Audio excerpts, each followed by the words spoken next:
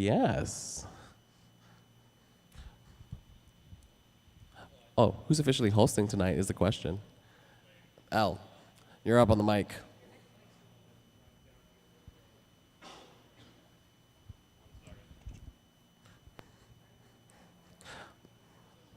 Hello, everyone.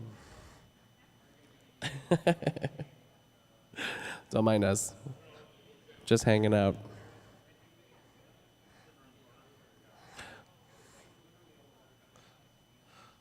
All right, you're up. Okay, everyone. Welcome to the November meeting of the IGDA-TC, specifically the Game Dev meeting. So next slide, please.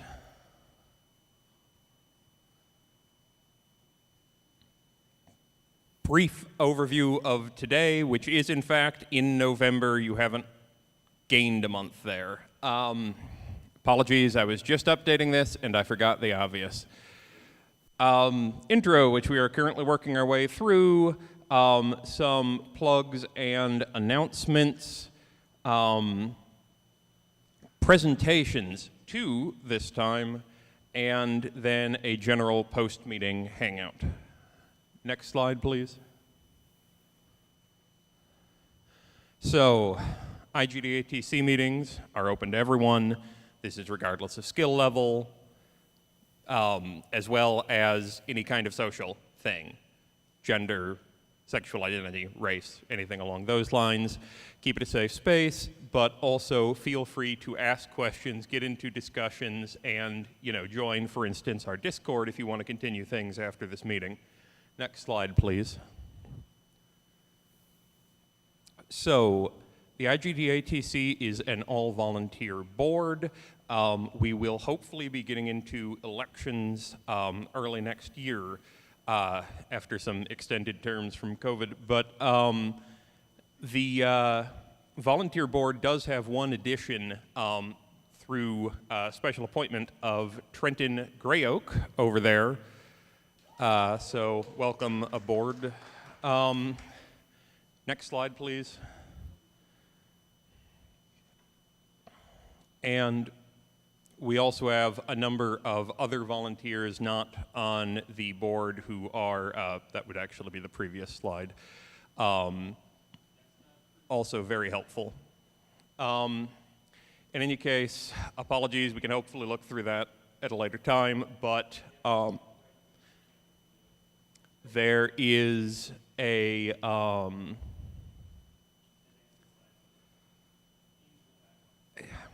okay. Apologies. Right, you can actually just go to the next slide now. Now, we are a chapter organization of the IGDA, the International Game Developers Association. And so there aren't extensive sort of linked benefits. You will not get anything extra from the Twin Cities chapter for being one of these organization members, but it will both give you a number of possible benefits. Well, give you a number of possible benefits yourself, as well as basically increasing our numbers, allowing us hopefully to marshal more resources, that kind of thing. So at least consider it. Next slide, please. Now, the regular event schedule, we have 6 meetings that occur most months, 4 regular events, 2 special interest groups events. Things are obviously a little bit odd now that we're at the end of the year because none of our planned normal events are taking place in December.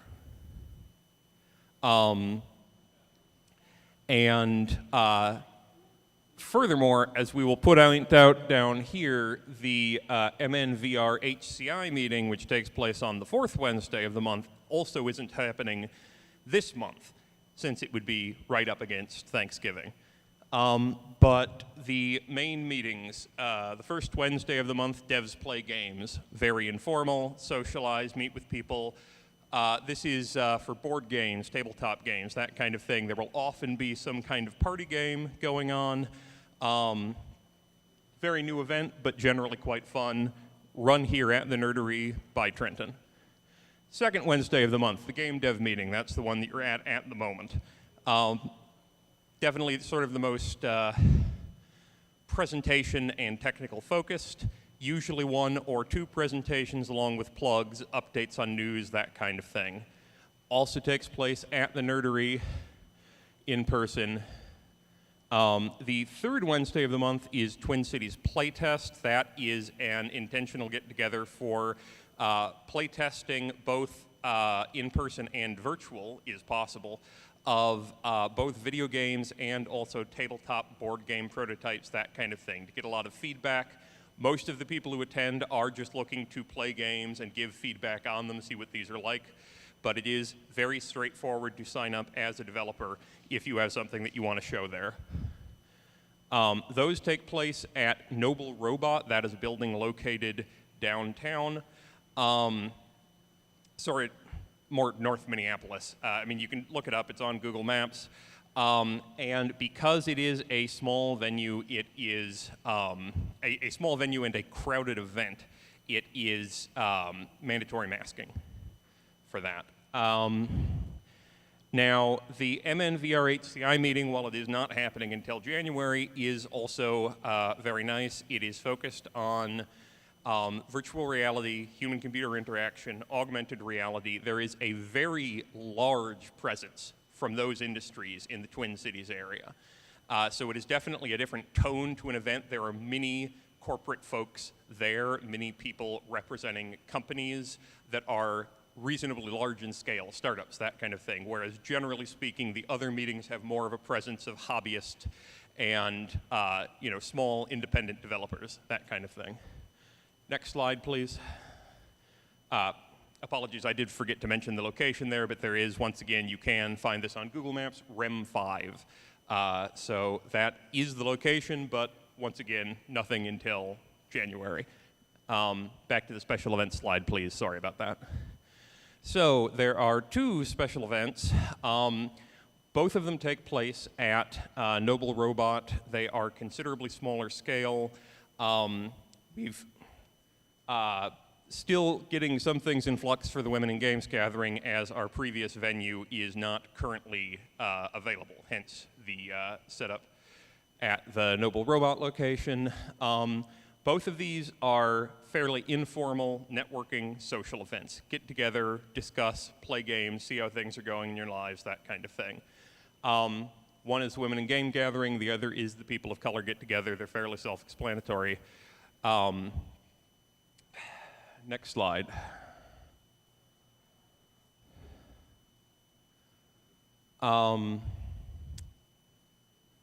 Also, this would have been passed on, but the Women in Games Gathering is the 3rd Friday of every month, which means that this month it is actually the Friday of next week, the 17th, despite the fact that I have been saying it was this Friday. That was my mistake.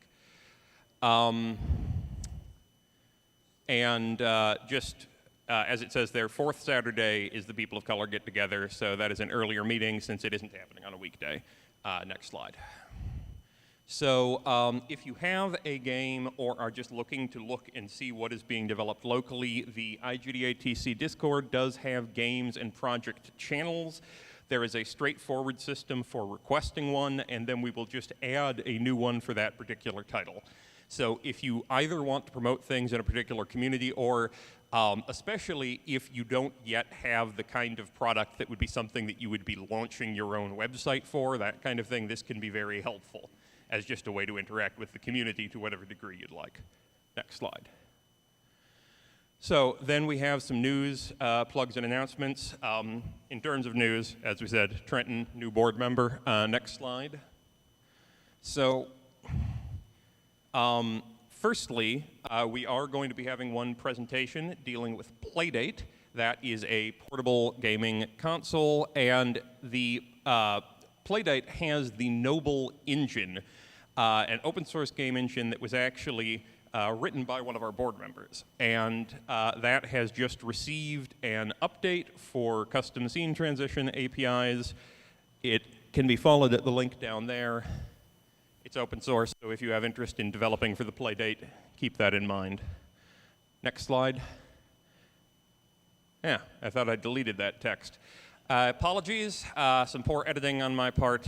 The Minnesota Electronic Theater, it also looks like that is not currently working as a link, so it didn't save any of my edits. That's unfortunate. But if you can open up that website really quick. Okay, I don't believe the person who had wanted to plug that in person is present, but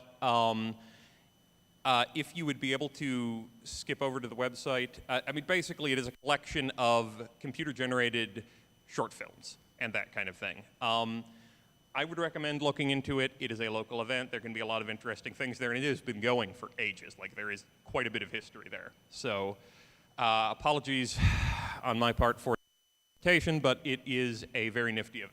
So, next slide. So this is basically where we have free-form plugs. So if there is anyone who would like to get up here for 5 minutes and speak about something that is news or otherwise that's come up, please do so. You saying you need something? Okay, Pete. Something that we didn't put a slide for yet is our holiday party. Is that right? We didn't actually mention that. Yeah, the holiday party is going to be happening at the not nerdery. I was going to say nerdery. It's going to be happening at the Game Center over in Roseville. So for everyone that's going to be local to the cities or Wisconsin, if you want to drive that far, we're welcome to have you come hang out with us.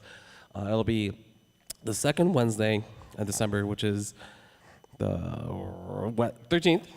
It'll be from 6 p.m. to 9 p.m., which is basically from when they after work hours and then until they close. So everyone is welcome to come hang out. Come play some games, come showcase what you're working on. It's just going to be a very casual thing. Will be some light programming where we're going to be, maybe Marcus might doing some game show type stuff. I'll be bringing my game and some prototypes. I know people wanted to play some crazy things that I've been working on. So, and for all of you game makers out there, come showcase your stuff. We'd love to come and talk to you, come and connect. But that's the last plug that I have. I know there's one other person I want to bring up to the front of the stage, which is going to be our new board member. No? Yeah? Nothing to say? No, please join us. I want to really quick thank you for all that you've done to help bringing more additional games and additional meetings to the board. So if you have any quick words. I do have one thing to say. Come to the holiday party. It's going to be cool. That's it? Just one final point there. That is Game Zenter with a Z. Can be hard to Google for otherwise. Game Z Enter. Okay. With all that, I think we're ready to go to our first meeting, our first presenter, which will be Arisa on Discord. Arisa, go ahead and unmute yourself and start talking. Hello. Guess I'll turn on my camera again, even though it's tiny, right? Okay. Does everything look good? It looks like you're all set. We have you on full screen, and we have your little, I know, we try to fix this. We will work on this, I promise. But we have your video on the lower right side of the Discord, and everyone can see your presentation here at Nerdery. Awesome. Cool. Well, hi everyone. I'm Arisa, and I'm here today to talk about developer relations for Playdate, or as I called this session, a developer relations playdate. So I hope you enjoy that little pun here. So a little bit about me is like I said, I do developer relations for Playdate, specifically at Panic, the company that makes Playdate. On my free time, I do enjoy doing crafts. Some of the things that I do is like I knit. I started getting to weaving recently, so I'm really excited to like venture into that. But I also really like dog training with my two dogs up here in this photo. More recently, we started doing like nose work, which is basically like our goal is to just eventually get them to like look for truffles and other like mushrooms like chanterelles or whatever. So I'm excited to see where that goes. And before Panic, I was at Valve for 6 years. I did everything between like I started out doing like customer support, localization for Thai, and then towards the end of that, I did some business development and helped out with things like the giant seasonal sale events, like the summer sale and the winter sales and stuff. So yeah, I before I get into the developer relations part, I wanted to give you a background on Panic and Playdate itself and how that all came to be. So I'll focus on the history of all that in the next few slides. And just for people who don't know what Playdate is, I actually have one with me right here, but it's tiny. But yeah, but it's a small handheld console gaming system, and it has a black and white screen, the usual buttons that you see on like a game controller or like a Game Boy. But what's different is that it has a crank, and so I don't know how much you can really see my video, but here's the crank.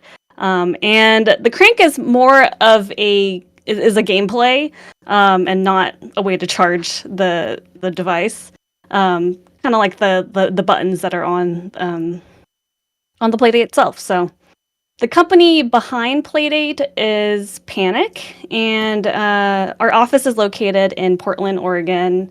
We're a pretty small company. We have less than 30 people working at Panic, but we have actually been around for quite a while, 26 years to be exact. And fun fact is we're actually older than Google by 2 years, I think. Yeah.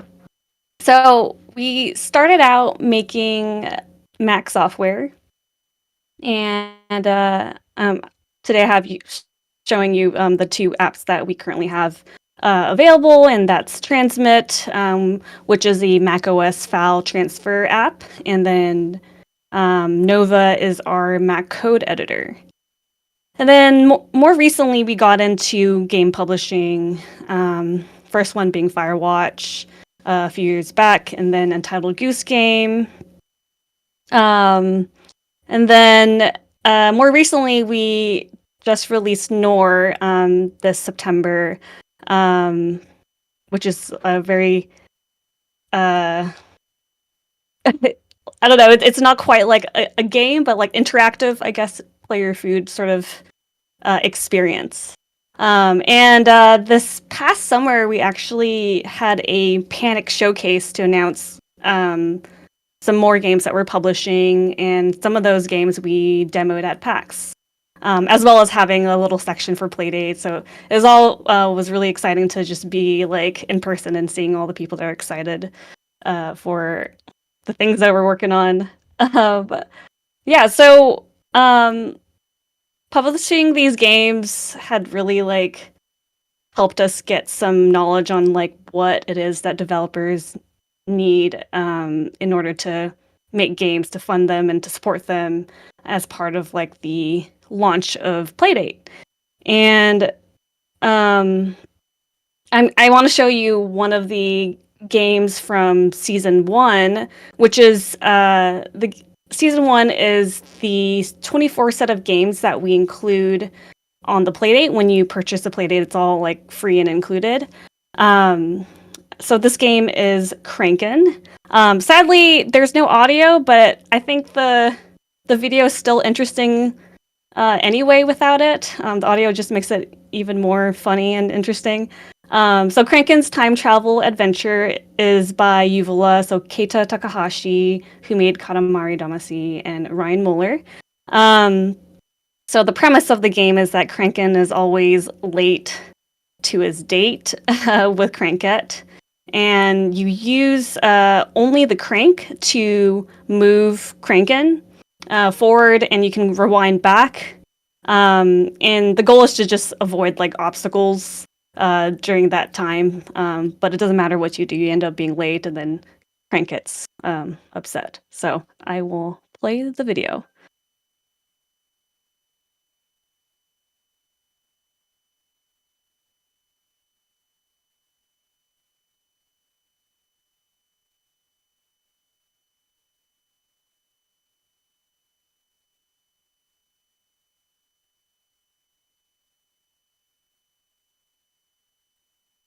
Something tells me we're not supposed to hit the butterfly. Damn. Yes, you're not supposed to hit the butterfly, otherwise it starts over. So you have to smell the flowers in order to get past that level, and it gets really hard as it goes on. I'm actually like really bad at it. But yeah, so you might be wondering, like, how did Panic go from making Mac software into like publishing games and then making a whole gaming system? Well, I'll get into like a brief history on it before, getting to the developer relations side of things. But we actually have a podcast episode called The Story of Playdate that goes into pretty detailed information on how we got started on that if you're like really curious about it. But basically, we wanted to like make something cool as a reward for our fans of like our 10-year anniversary, and we're already like 26 years, so it took a really long time to actually create Playdate with our tiny company. And initially it was going to be a clock, but that turned into a gaming console with a clock as a on the screen when it's asleep. So yeah, so how did Panic go from Mac software to games?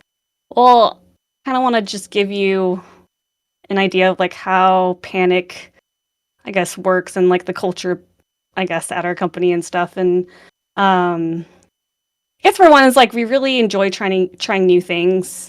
We during that time when we were thinking about Playdate, we had been making software for like 10 years, and we wanted to try something new. And of course, like something that we've never done before is hardware. And we also wanted to make something that would be fun for us to make, and also fun for people to, use and play and enjoy. And I definitely see that it's not something that like most companies can probably have that like freedom to like just go from like one thing to something totally different, right? And part of that is like having these outside funding money who have like opinions on these different things. And so being an independent and having no outside funding has really allowed us to be able to like go from Mac software to like gaming console, or like I don't know, something else totally different that we decide to do in the future. So that's really the ability to like try new things is really something that I guess excites us. And for Playdate, we were inspired by the Nintendo's Game & Watch system, and I have the photo of the Game & Watch here. We really loved the aesthetics of it. It's not something that you really see anymore. A lot of like games nowadays are focused on like really high fidelity and things, and so we wanted something like to go back to that like simplicity of things. And what's really cool about how Nintendo made the Game & Watch is that they made it with calculator technology, and part of that reason is because of the creator of Game & Watch had this philosophy that I have quoted up here, like lateral thinking of withered technology. And basically it's like what technology is on its way out, not used much, is cheap, and how do we make it into something new, instead of like chasing the like latest and greatest and hottest thing. And he believed that like the novel, that we also believe this, that novel and fun gameplay was more important than just chasing like the cutting edge technology. So we love this philosophy, and it was always in the back of our minds of while we were creating Playdate, and we knew we needed help from someone that had a lot of experience making hardware, since we've never done that before. So we had reached out to Teenage Engineering, And for those of you that don't know who Teenage Engineering is, they make audio and music synthesizer equipment, and they're known for the OP1, which is the first top photo here. And the reason why we reached out to them is because, for one, like there's quite a bit of audio nerds at Panic, and know all about Teenage Engineering. They knew that it would be like Teenage Engineering would be a good fit for us to help create a Playdate, because they have a lot of they know how to create clever hardware with limitations.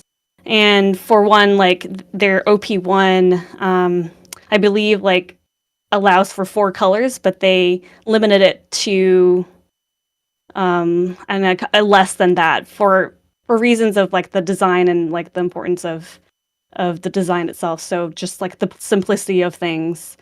So we wrote to them to like saying that we had this like crazy idea of this gaming system. And it turned out they were interested in helping out with it. And I believe Jesper was the one that had designed the crank itself, because he's all about like physicality, like buttons and things, and not so much the like. There's just so much touchscreen nowadays, and having like the physicality of things is nice. So why do we have a crank? Well, I think the biggest thing is that it's an interesting new control for gameplay design. When we like first saw the design, we could tell that it was something that I think game devs would be able to quickly figure out a way to use it in their games. And it's also something that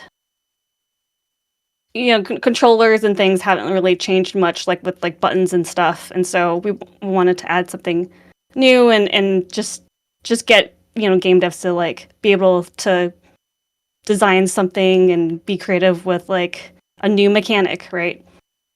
So I have some photos here of just like some early designs of the crank, of like the Playdate itself, and we had to think through a lot of things of like how to make it secure, while also it feels and like turns right, and like the tension feels good, especially like during gameplay. How do we make sure that like it doesn't, like when you're not using it, that it doesn't like get snugged or hold on things when it's in your pocket or like your bag or something, right? So little things like that. And then like I was saying, like these are some gaming controllers out there, like the Xbox, PlayStation, and Switch, and all of it are pretty much like with the D-pads and the buttons and joysticks, and so we were just really excited to just have this like new like mechanic as part of it. But like figuring out the button like naming and things was really hard, because there's no standard button naming. Like there's symbols for the PlayStation controllers, and then the Switch and Xbox have their ABs, like, or I guess they have all their buttons kind of like switched around. So yeah. So anyway, this is our first prototype here. It was beautiful, I guess, to what it was, with like its rubber bands and things, to now like the final design of it and what it is now. So I'll get into now to developer relations, and I think developer relations looks really different for every company. And these like slides, this is mainly for like my role as developer relations for Playdate, and just like the things that I do. And a big part of that has to do with the fact that we're in a really small company. So yeah, what is developer relations? Well, like I said, it depends on who you ask. But for Playdate, I've narrowed it down to these 5 different things. The first one being a lot of the role has to do with the relations part of it. And it's, building and maintaining relationships with game developers in the community that are already making Playdate games, but also game devs that are like, we're excited about working with because, of the games that they're working on, right? It's putting the human face for Panic, I guess, and as well as for me to put, a human face and to champion, I guess, the dev community as well internally. So, we have like a number of developers that in the community that we like trust, and will like often we'll reach out to them based on based on whatever it is that we had questions, and like we tend to ask like different people on these things, and we'll just get their like honest thoughts that of like any changes and updates that may affect them. Some example we have is before we released our Playdate store catalog, we had like reached out to a handful of devs to just get their honest thoughts on like our terms, the like revenue share, like things like that for the store, and just to get their opinions on if it was fair and all that, and all of that was like really helpful. Drink some water.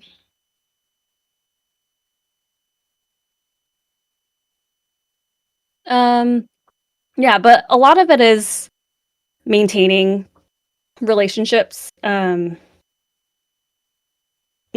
least right now, I think when we had first, before we had announced Playdate and released it, we had to reach out to like a handful of developers to make games for our season one, the set of games that were included as part of Playdate, because we knew how important it was to like the content and the games on the Playdate are as important as like the device itself, right? And so yeah, we had to build up our content for it, and reach out to devs and build that relationship with game devs. But yeah, it's mainly just maintaining relationships right now, since like our community is so active, with like a lot of amazing games and content out there being made. Like I think we've reached like 100 games on catalog, and we just released our store, I don't know, March, April. But it's just really awesome just to see like just all the cool things that people are making. So yeah, maintaining relationships. The second one is dev relations is a like communication bridge between external Playdate game devs, but also the internal Playdate team. So bridging that communication, and I guess, for example, like if I'm looking at the external communication of like what information I need to share from our end to developers in our community, I'm thinking about like what changes we're making that will affect that community, or those that are just like making content for Playdate, right? And yeah, just figuring out how to best like communicate that externally. And that could look like sending out an email to our newsletter subscriber people. It could be like an announcement to our dev forums, or even just like having like a in-person developer event at GDC, which we did like earlier this year, and that was really, really helpful to have like just different ways to like communicate with people, right? And I guess in a like a bigger scale, I still do like a lot of one-on-one like emails and sometimes video calls depending on what it is, but there's only so much you can communicate like through text and stuff, and so it's always nice to see people in person and have that human interaction, I guess. For I guess internal communication of like what developers are saying into like and sharing that with like the Playdate team, for example. For me, it's like important for that I understand what devs are like asking for, what they may need, and just like sharing that info internally, just so that we're continuing to be aware of the actual needs and not just making things that we think they want, and to positively impact our community of developers. The next thing is it's a bit related to, I guess, the first 2 points too, is just like knowing what amazing content is out there and being worked on for Playdate, and just having that pulse on that.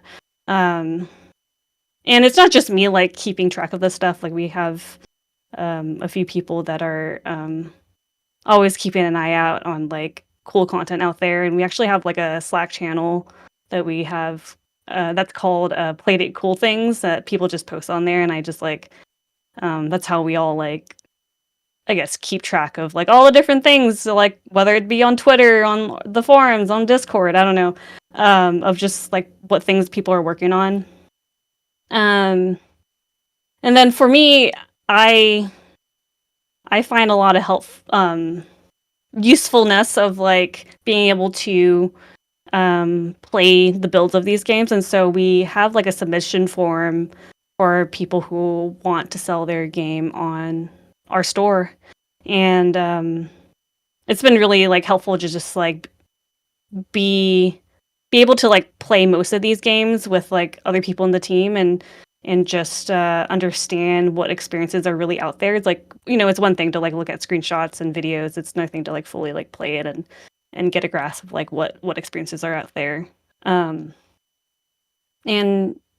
yeah, like seeing what things like people are excited about from the community side. So some other things, these last two things is like, I don't know, may not seem developer relations related, but I do a bit of like producing, I guess, product managing type of work, and some examples of that is like I help out with building the schedule for each like catalog release, like figuring out where to put them, since we have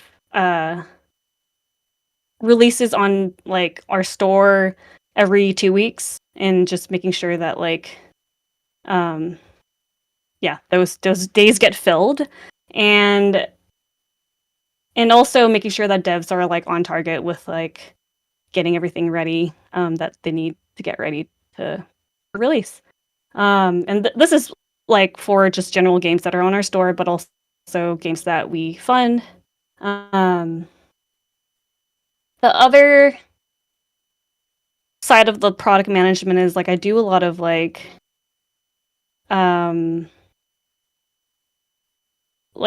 product management internally. So I had helped out with like setting up meetings and tracking tasks to launch for the launch of like catalog and the SDK. And part of that's just like it made sense that I was helping with these things because I already needed to know what was going on in order to like know what sort of things I need to communicate to developers, for example. So lastly, it's just like a bunch of other miscellaneous things that I think probably applies to like being in a small company, that like the role that I do is not just like, might not just look like developer relations. But I've only really worked at like super not so structured and hierarchical companies, like Panic and Valve. So there's been a lot more flexibility of like what I get to help with. So, for lack of a better term, like I wear many hats and help out with these different tasks that are outside my role. Some examples is like, working with the lawyer to write up like all the legal languages with like the agreements or like our warranty or like refunds and stuff. So, figuring out like the process for like when we start shipping playdates, helping out with that with our customer support team. So, yeah. I want to dive in a little bit deeper into like the like communication part a bit and how I decide on what is important to communicate. And when it comes to like deciding what information to share internally to the Playdate team, it's really just like what things are affecting Playdate or that affect Playdate itself. And I don't know why I have to press twice, but basically it's like, does this impact our decisions of like how we run, like how we have our platform and how we sell playdates and all these different things? Does that affect our decisions internally? And some things like could be like, there might be content made out there and games made out there that will affect how we decide on like where we release Playdate. Like maybe there's a lot of developers in like this other region that maybe we need to start thinking about how to make Playdates more available in that region, for example. Another thing is just like common like bugs or requested features for the SDK that devs might be reaching out about. Just knowing like what type of things that we should be working on, I guess, that could make developers' lives easier into making games for Playdate. And if I'm thinking about the other side of just like what important things to share externally to developers, does this impact Playdate developers? Does this thing that we're doing affect developers? That could look like updates or changes to SDK, to our store, or even like like I said, how we sell playdates. It could be future plans for Playdate and how we think of like the platform as a whole, and communicating that, because that helps devs like figure out where they want to what they want to do with their content, or whatever it is that they're working on relating to Playdate. It could look like current goals for like Panic as a company, and like what we're looking for Playdate, and because the Playdate developers really shape our community and the content on Playdate. So it's like really important that we're sharing like these goals and future plans and all that, and just them knowing this thing will then affect just the just everything about the ecosystem. And another example I thought of is like devs will probably want to know like who our customers are, right? And how many of them are out there? Where are they located? I don't think it's something that like at least I don't think it's something that I like think of much like when I consider like what developer relations is. But I do feel like customers is like a big factor in how it affects like the product, Playdate itself, and also developers, right? And so having a grasp of like, I guess both like customer wants and also developer wants is like really important into building this, right? So I wanted to go into like the example of like running a store, since we are running a store, and just talk about how that affects dev relations, and it seems like it would be like a good example to look at to get a better understanding of the role, because running a store adds just another layer of like different impacts to consider. So I made this diagram from my perspective as like developer relations in the middle, and just like the different groups that I'm like keeping in mind when I'm making decisions, or when I'm like sharing my thoughts on like these different things with like the team, so that we can make decisions as a group together, on things like updates to our store. And yeah, we have to like keep both these groups in mind because they kind of affect one another, right?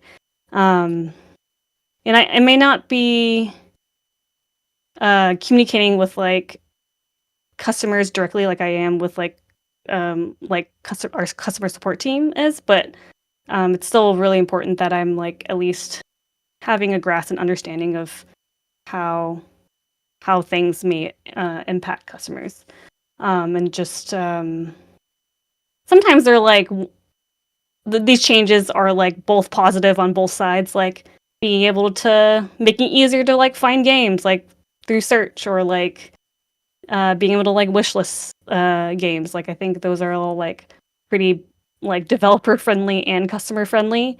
But some things, like sometimes changes can be customer friendly but not developer friendly, and vice versa, right? So it's always like good to really think about like the pros and cons and weighing all of that.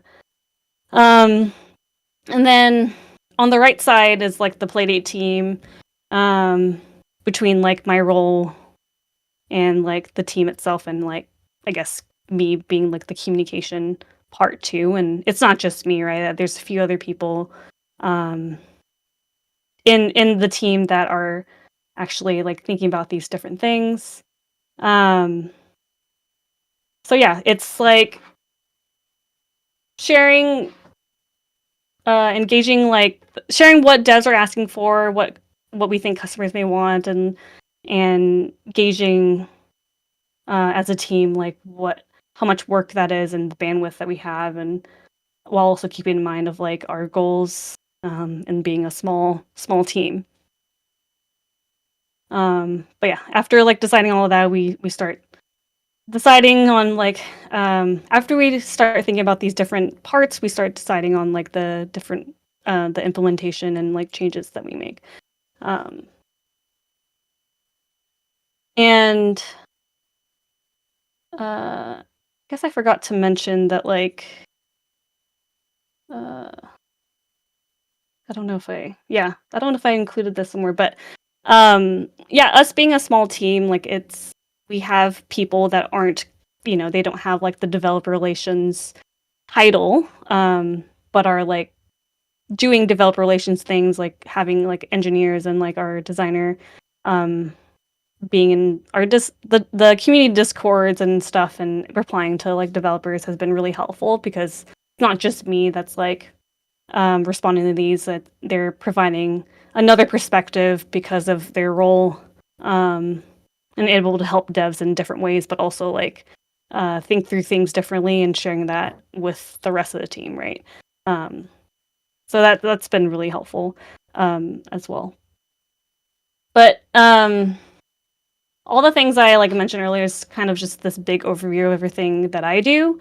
So I wanted to just give you like, what does like my day-to-day look like, and give you a glimpse of what you might expect in a role like this.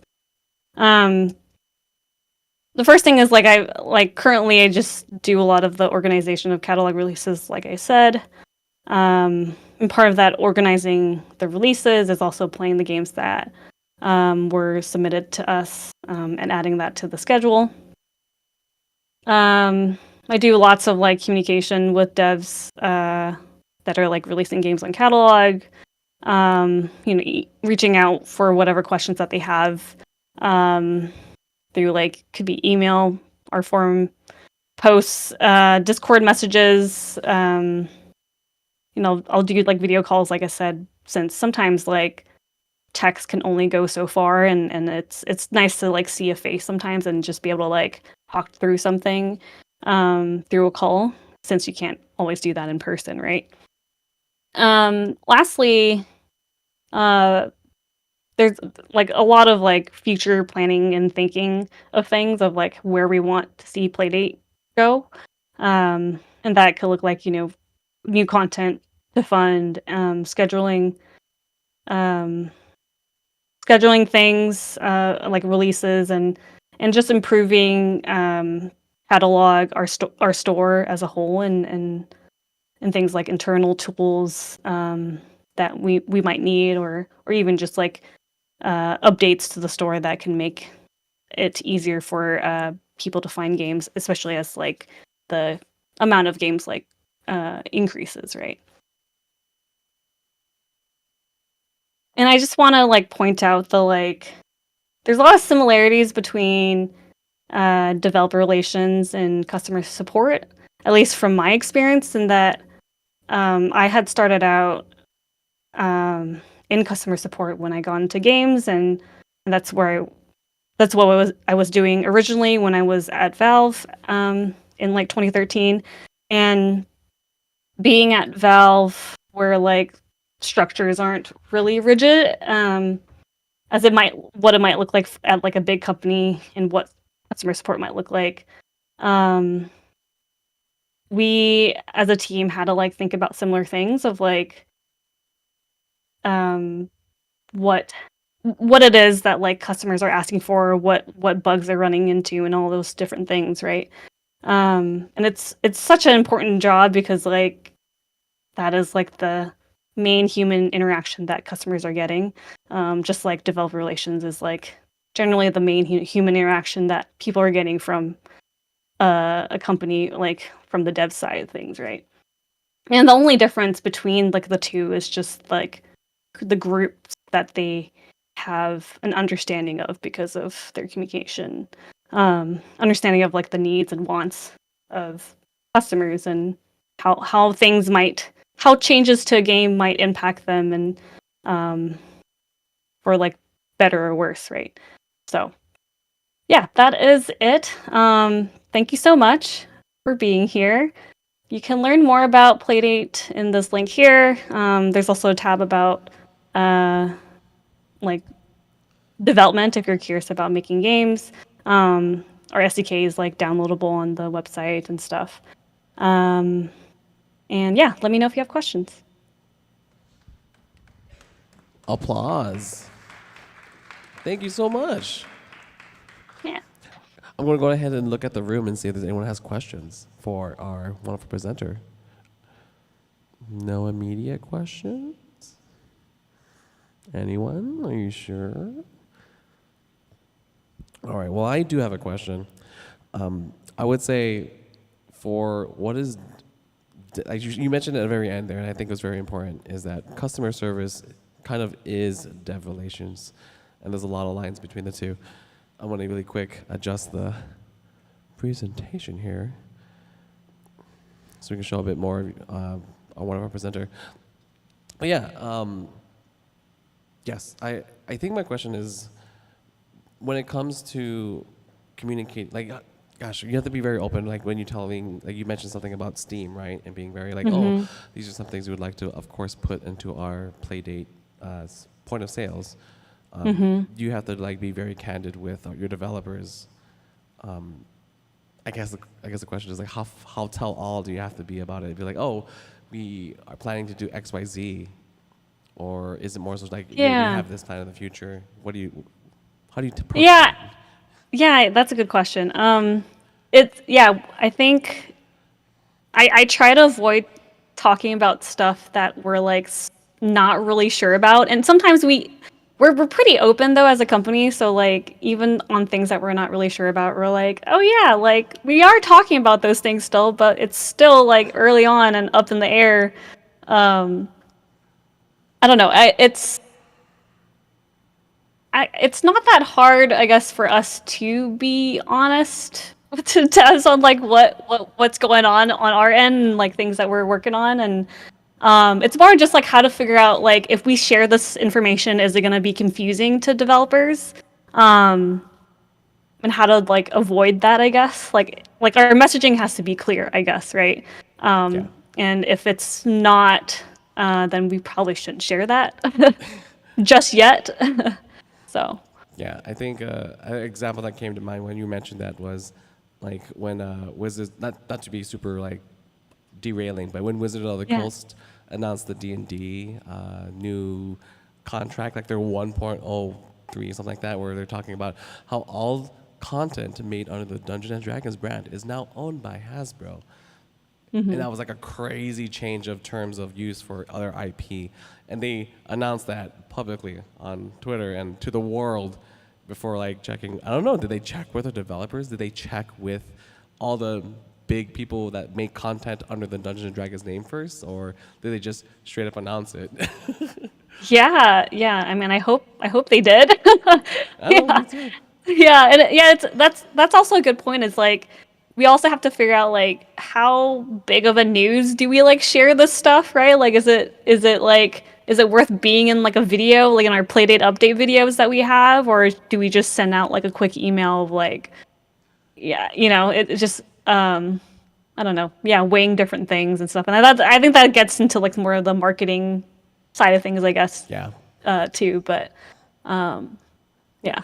I have a quick question from chat here on YouTube asking, what portion of your team is engaged primarily with just communication? Um, just communication. I feel like most people aren't just doing communication because we're so small. Like everyone's doing all these different things, and so I feel like there's a lot of people doing communication at Panic. Like even Cable, like the co-founder, is like constantly communicating to people, and will sometimes like respond to like our support emails and stuff, or like Twitter DMs or whatever it is, right? And that's like really helpful because it's so easy to just get out of touch from like what the community is saying, right? And like just be in your hole of things. And so like just once in a while being able to like interact with developers or customers, and just fully knowing what it is that they're asking for, and that like these people are like human beings that are requesting this stuff is like really nice. Yeah. Oh, I apologize. The, I said just communication, and that was not the intent of the question. It was, what portion of the team is engaged primarily with communication? Primarily. Okay, I'm looking at the chat right now. Yeah, I mean, yeah, I guess that's kind of like the same. I don't have a good number Yeah, what's of your like, distinction, Lane, Yeah. in chat? Please let us know. Because I think like even a company like locally here in Minnesota, we have Chip Theory Games, and they have, I believe, like 3 or 4 people who are just customer service, and their team size is like 15 to 20-ish, I believe. And don't quote me, Chip Theory, don't hate me, but yeah, they have people like they have full-time paid staff who are just answering emails, just answering things on forums, discussions. And Right, right. Yeah, that's their job. Yeah, we definitely do have like a support team. Trying to think how many we have. Like some people have like moved out of it and to do other things in the company. I think we have like 4 or 5 people, but like a good number of them are doing other things too. Like we have one person doing support, but also helping out with like marketing, messaging, like our Twitter and stuff. And then some people are like making music for some of our Playdate games that we were working on in-house, and or like playtesting like games and stuff. And so it's they like, I guess they do majority like external communication, and I guess I also do a lot of external communication. We have like a small team of like our games team, I guess, and it's mainly like the three of us, and I don't know if you consider us talking to like our game developers that we're publishing for, like, is that external communication? I don't know. But in some ways, maybe. I don't know. Yeah. Yeah, it sounds like that answered the question. They were just curious. They were just wanting to get like a feel what how other companies are doing it. Yeah. Yeah. Yeah, for All right. sure. All right, another call for questions in the room? No? If not, I think we are ready to move on to the next presenter. Thank you again so much, Arisa. Another round of applause, if you would, please.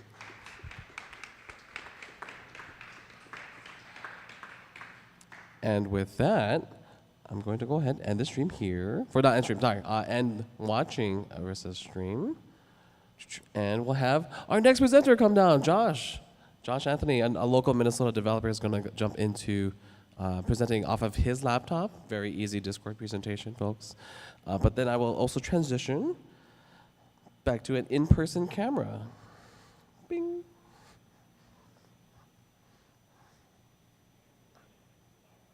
Oh, yes. Oh my gosh, why didn't we do this beforehand? Come on, Josh. We'll make it quick, though. All right, up. You're good. This one? Yes. I guess you can take like a short, like 3-4 minute break for you to, anyone that needs to use the bathroom, get some water, and so on and so forth. But yeah, go ahead. That's it. I know the secrets of the universe now. Yeah, exactly. All right. Where do I go from here? You should be able to join. Do we give you presenter powers? Scroll up. Are you able to join the event stage? Scroll up. Scroll up. Right there. Oh, Yeah. this Yeah, one. yes. Okay, we didn't give you powers. There's always things. See, Josh, this is what happens when you don't make it to soundtrack on time. It's okay. Very easy thing. Ba-ba-ba. Yes, if you aren't taking advantage of this moment to use the bathroom and get a drink of water, that'd be great. Oh, you have a question, Trenton? So the bathrooms are over there. Also, there's water and stuff over here. Yeah, so we're going to take like a 5-minute break here and try to solve the echo. Oh, I thought I did. There's echo, right? Insane. Yeah, okay. Do you know what to try or anything? Oh my God, did I just spill everywhere? Yes. Can't take me anywhere. Do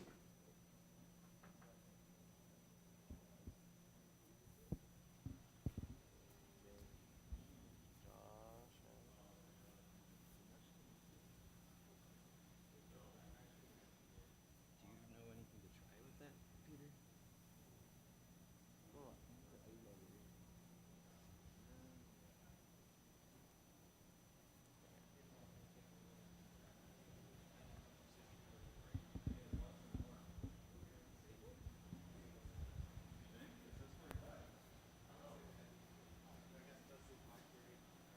Bada bing.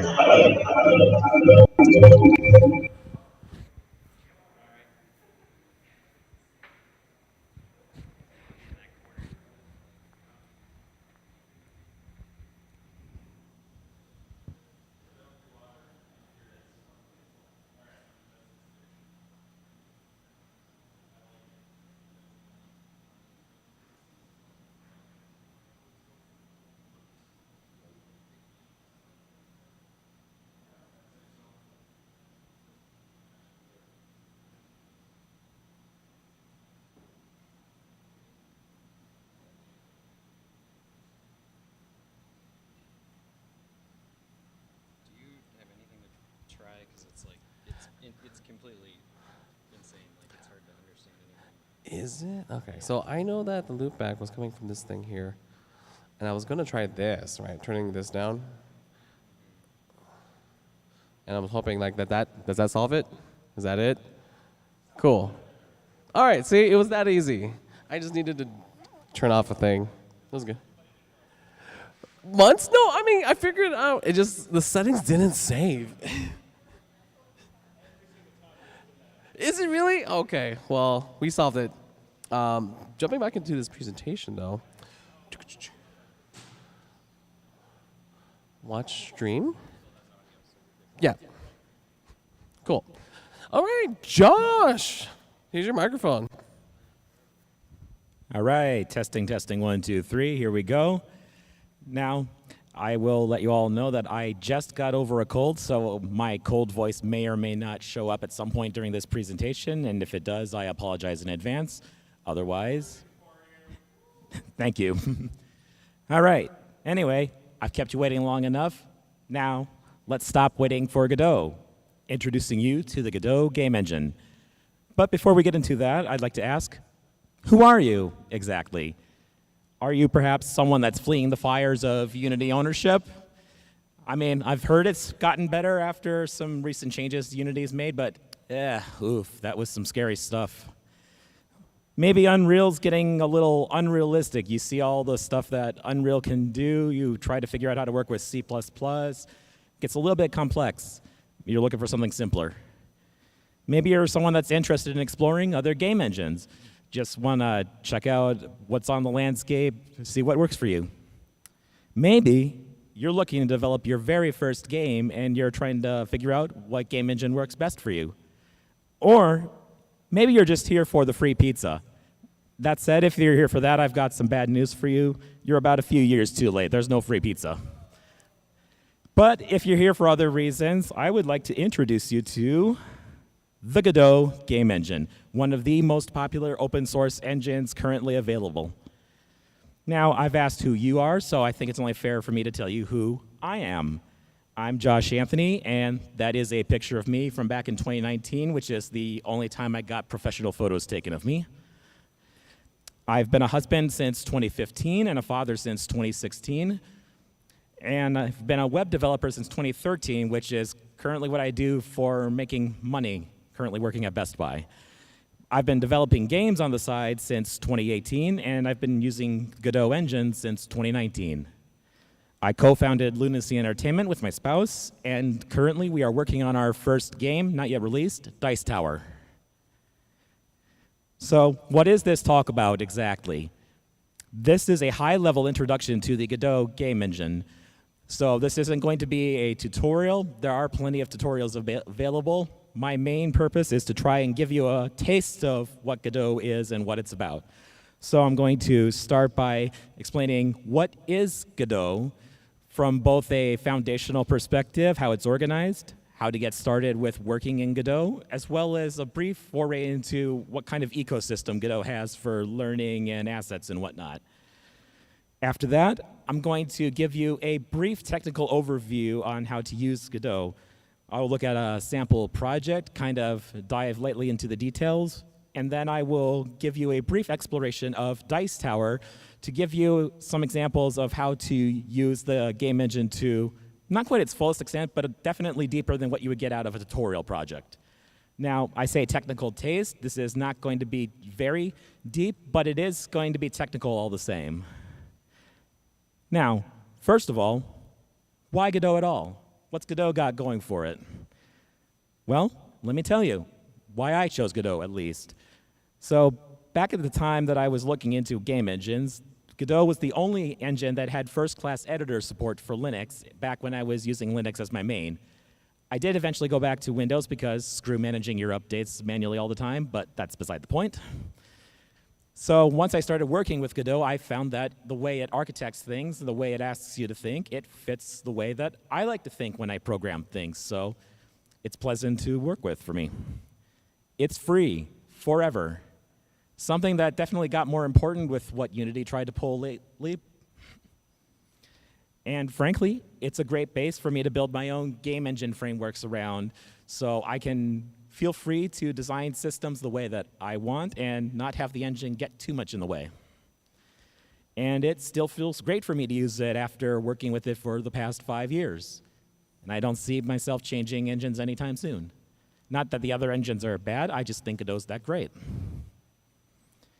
Now, I'm not the only developer that chose Godot, of course. Other developers have chosen to release games in Godot as well. Just to give you a few recent examples, Dome Keeper, released in 2022 by developer Bipin Bits, is a 2D combination of mining and tower defense. I've played a lot of this game, honestly, and it's one of my favorite games of late. Next, there's Brotato, which was released in 2023 by Blobfish Games on a variety of platforms, PC, mobile, Switch among them. This is basically Vampire Survivors, but with much better graphics and more compelling gameplay, in my opinion. Then there's Cassette Beasts, and I personally have not played this game, but from watching the devlogs and watching various footage about the game, this is basically Pokemon, but in a 2D/3D perspective, similar to Octopath Traveler. It's released in 2023 by Byton Studio, also on a wide variety of platforms, to overwhelmingly positive reviews on Steam. And then for my final example, there is Lumencraft, which was released in 2023 by 2D Dynamics Games. Sorry, that's 2 Dynamics Games on PC and iOS. You can do more than just make games in Godot, though. There's a number of apps that have also been made using the Godot engine, such as RPG in a Box, which is a program that lets people that are less programming oriented be able to make their own RPGs using a voxel-style art presentation. And then there's Pixelorama, latest release, 2023, and this is basically a Godot version of Sprite. So pixel art editing. And you can even make a presentation. Now, I should have thought about the logistics of trying to move a mouse and hold a microphone at the same time, so I'm sorry for this being a little janky, but as you can see, oh, thank you. There's not much that the Go engine can't do, and it's, like I said, very pleasant to work with, so it's fun to do things within it. Now, let's get back to the presentation at hand. What is Godot? Where did it come from? What's its history? Who owns it? Blah, blah, blah. Well, Godot started out in the 2000s as a closed source engine developed by Juan Linetsky and Ariel Manzuer for their games work for contracting and their own personal company at the time. In 2014, they decided to open source this and make it available for people to use, version 1.0. And then after getting feedback, they released version 2.0 in 2016. To their admittance at the time, it was still relatively difficult to use compared to other engines at the time, but it did start developing a following, and with that following came more feedback and helping to improve the engine, to the point where version 3.0, released in 2018, was pretty good to work with. For 2D games, at least, there were still a fair number of complaints for how the 3D implementation was, and that's probably something you may have heard about Godot, good for 2D, not so much for 3D. That, however, is being rectified with the release of 2023's version 4.0 and going onward. The current version is 4.1. 4.2 is actually pretty close to release, but it was not at the time I finalized this presentation, so it's still 4.1. And then the long-term support version is Godot 3.5. I will get into what that means a little bit later. So, Godot, notably, is open source software, and I'd like to talk about what that means precisely when it comes to working with it. Since it's open source, that means all development is visible on Godot's GitHub repository. You can literally go to GitHub and look at Godot's source code and see all of it. Most other engines that are available for people to use have some amount of closed sourcedness to them so that you can't see exactly how the engine works. Not so with Godot. If you want to know how Godot does something, what it's trying to put into its code, you can just go look at it. Godot has a few paid contributors, but otherwise, all development is volunteer effort. If you want to contribute something to Godot, just open a pull request on GitHub with your contribution. It's subject to review, of course, and approval, but you're totally free to submit improvements to the engine. And speaking of features and fixes, these are determined by community interest. So if the community feels strongly that something about Godot needs to be improved or there's a missing feature that needs to be implemented, that can be voted upon, and then the people that are responsible for maintaining the engine can look at what the community is interested in and know what they should prioritize. And if for some reason you don't like the way Godot engine as it currently is being managed, you can fork the code and make your own version of it with no obligations to Godot whatsoever. Godot is released under the MIT license specifically so that there's no obligation whatsoever to you. Now, something you probably might be wondering, how does Godot make money if they're paying some contributors? Well, it's primarily free will donations. They were formerly on Patreon. I mean, they're still on Patreon, but they are shifting away from that towards their own specialized Godot development fund.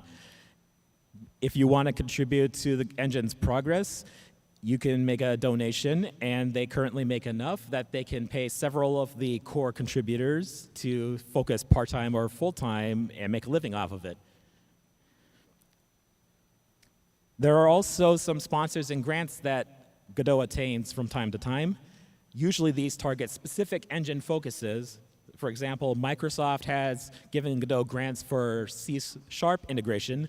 Mozilla has given Godot grants oriented around implementing web support. And I forgot what the Epic Games grants are for, but I know they've been given grants from Epic Games, just to name a few people. Now, just because a company sponsors or gives a grant, it does not mean they have any ownership of Godot at that point. The engine is still open source, and there's no obligation by the engine to do anything other than what the grant specifies. So, this is a big game engine. Who runs it? How is it organized? Who makes decisions about it? The Godot Foundation is the primary maintenance body of Godot. And what that is basically a group of people that is in charge of stewarding Godot and making decisions pertaining to who's going to work on what kind of things Godot donations get donated to. Formerly, Godot was part of the Software Freedom Conservancy. They decided in 2023 to make a move to create their own foundation because of how large Godot has grown. No single person or entity owns Godot, and that is explicitly by design. If you don't like the way someone that is involved with the Godot Foundation runs Godot, they can't screw the engine over in the long term. You can find more info about the way Godot is governed at the godotengine.org/governance page. All right, so enough about all of that meta stuff. Let's get started in developing Godot. So, how do you download the engine? Pretty simple. You just go to godotengine.org/download. And if you are on a Windows or a Mac or a Linux machine, it will attempt to direct you to the download of choice for Windows, Mac, or Linux. You can download the regular version of Godot, which includes GDScript, or you can download the .NET version, which has C# support. Those are two separate builds. You can also get the regular version of Godot from places like Steam, Epic Games Store, and itch.io, if that's your preference. And also, since Godot is open source and available on GitHub, you can download the repo and compile it from source. I've never personally been inclined to do that. I'm not a C++ developer, but that option is there for you. Now, which version of Godot should you get? I did mention earlier that there are currently two primary versions of Godot to work with. I'll start with version 4. First released in 2023, it has much improved 3D integration, as well as a number of other quality of life improvements, including to the GDScript proprietary language that Godot uses in the regular. However, it is less mature since it just recently came out, and it also has a smaller ecosystem due to this. However, this is the future of the engine for the foreseeable future, so if you're just getting started in Godot, it probably makes sense to start with this one. And of course, I forgot to go through all the highlights, so forgive me. There is also version 3, and this is the version that was first released in 2018, but the current version is 3.5. This is the long-term support version that is more mature and well-supported because it's been around longer, so there's a lot more bugs that have been found, resolved, a lot more feedback, etc. And because it's been around longer, it's also a deeper ecosystem. It's easier to find tutorials on 3.5. Not that it's hard to find tutorials on Godot 4.0, but there's a lot more for 3 because it's been around longer. However, it will eventually be sunset once version 4 it becomes robust enough to become the long-term support version. So if you start with version 3, you can pretty much guarantee that you're on borrowed time. So Godot supports editing its games in a lot of operating systems. On desktop, you can use Windows, Mac, or Linux. Again, that was what I was considering when I was figuring out which game engine I wanted to go with. It works very well on Linux. You can also get an experimental Android build of the editor, and they do call that out as experimental. This will be useful for devices such as tablets and developers that may not be able to afford something like a Windows, Mac, or a Linux computer. There is also a web build. You can use it in a browser with some caveats, and I would say this is much more of a tech demo and proof of concept sort of thing than any sort of real serious attempt at it. But it is useful in a few cases, like places that are trying to teach Godot and just want to use a lightweight version of the engine. Now, there are multiple ways to work with Godot in code. The scripting languages of Godot that are official are GDScript, which is a custom-built language specifically tailored for Godot engine. There is also support for C#. Like I mentioned, that does require a separate editor build in order to use. And then for working with shaders on the graphics card, there is a specific shader script language to make that a little bit easier and abstracted. The editor itself, the place where you write the code, Godot provides its own editor implementation within the engine, but that also gives you the option to connect your own external editor of choice if you so wish. This is what I do for developing my own games because I like working with VS Code, and it's easier for me to continue working with VS Code than to try and learn something new. Now, I want to speak a little bit about what happens when there's a new version of the engine released. So there are no automatic updates. Each new version of Godot is a separate program. Now, what that means is you can't accidentally get something automatically updated and have it screw over your game accidentally. Major and minor versions, as defined by what Godot considers major and minor, are capable of introducing breaking changes. So you can control when you choose to work through those breaking changes. Patch releases, however, are specifically designed to be not breaking to whatever the version they're patching is, so those are safe to upgrade to on the regular. Now, let's talk about release targets. In other words, where can you release Godot games to? Which systems? Well, those systems. You can go to Windows, Mac, and Linux. You can go to Android and iOS. You can release to VR, AR, and the web. And it's all relatively easily. How does it work? Export templates. These are specific configurations that Godot provides for you to download based on whatever platform you're trying to release to. All release targets are driven by export templates, so that gives you the freedom to only choose to download the templates for the release targets you actually care about.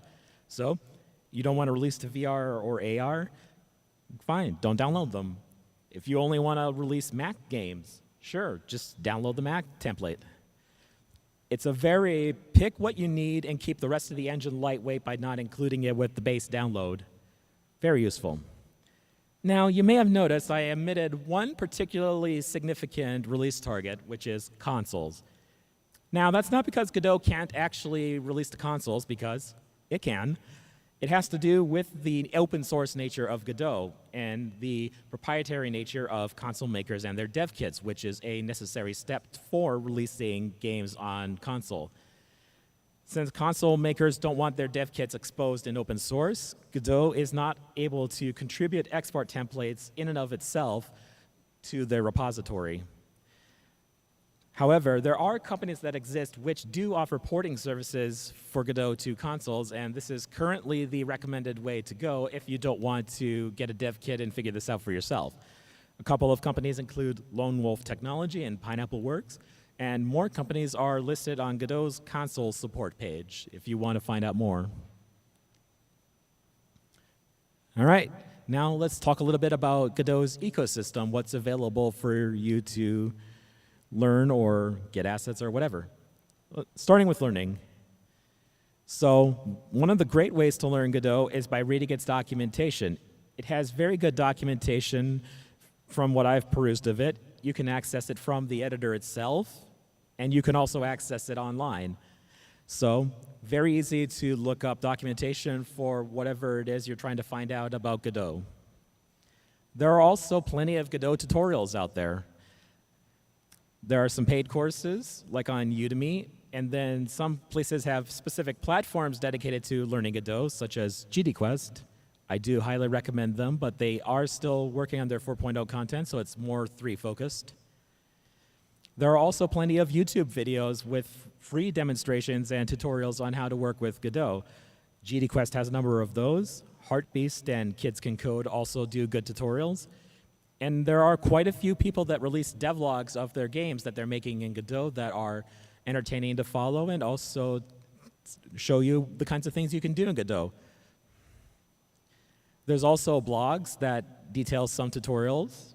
JoshAnthony.info has a few of those. Wink, wink, nudge, nudge.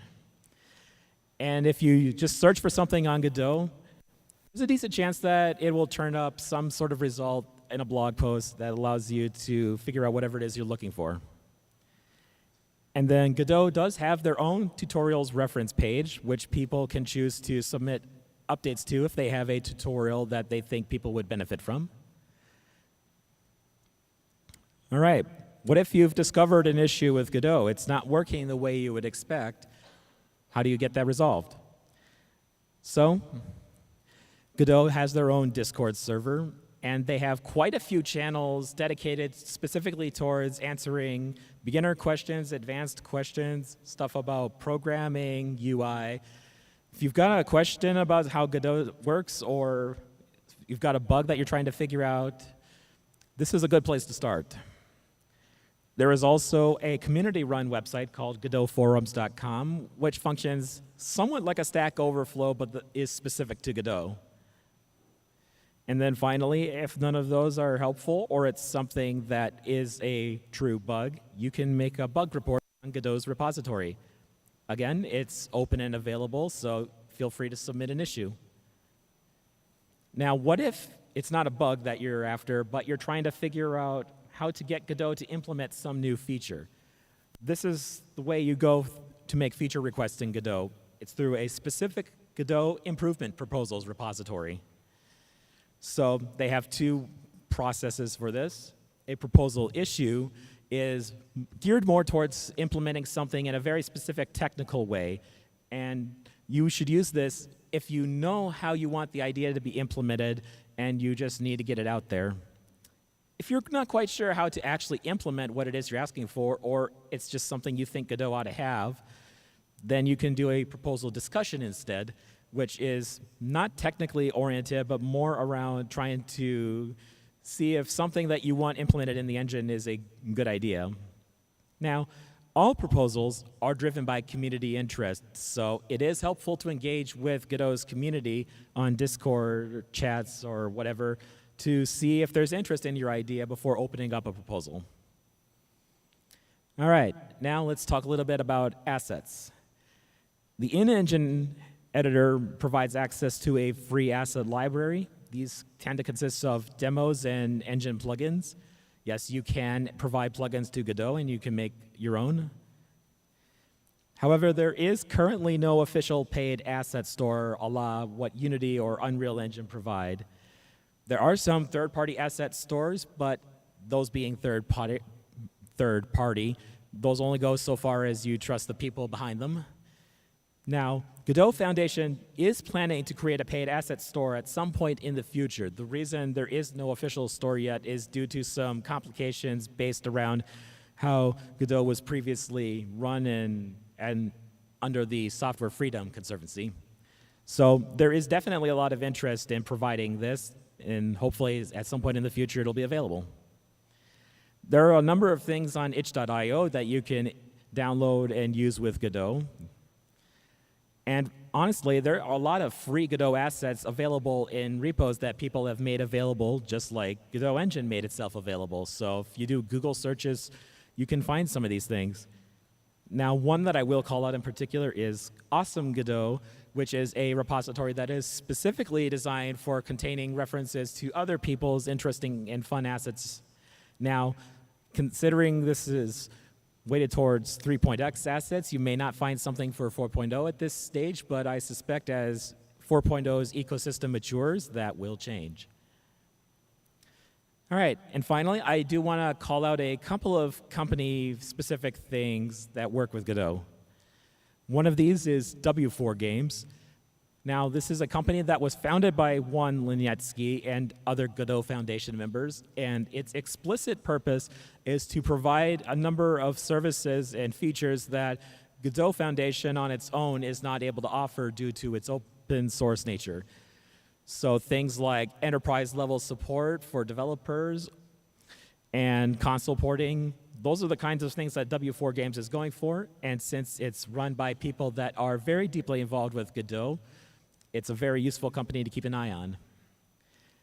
As mentioned before, there are companies that do console porting, so if you want to be able to release a game on Xbox, PS5, or Switch, these are the companies you want to look into.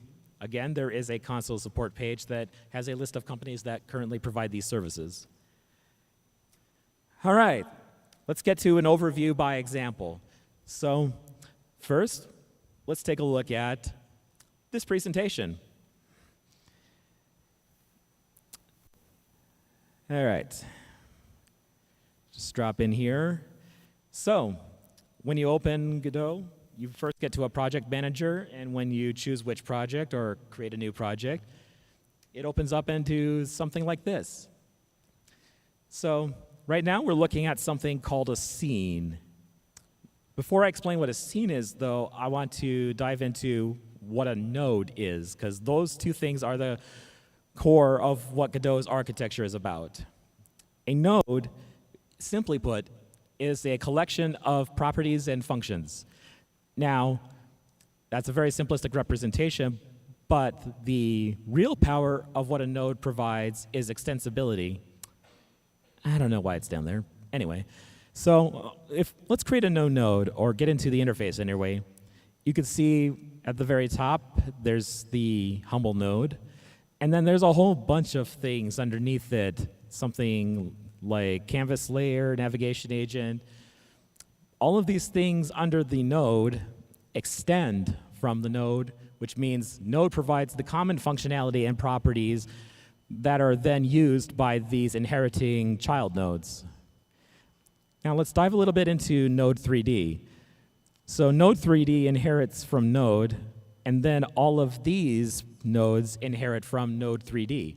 So by continuing this pattern of providing base nodes and then inheriting those base nodes, you can get very specific detailed functionality with minimal re-implementation of properties and functions.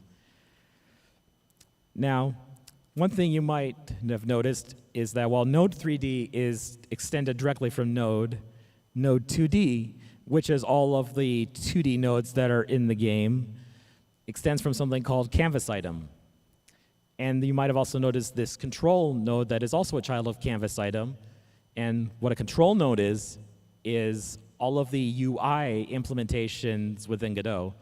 Now, control and node both share common properties, and those common properties are abstracted into this canvas item. So I'm not going to dive into any more of these. There's quite a few nodes. But hopefully this gives you an example of how you can compose your node structures with Godot and then use them to make complex functionalities. All right, going back into what we have here, the main stage is a scene. And what a scene is just a collection of nodes that you can reuse.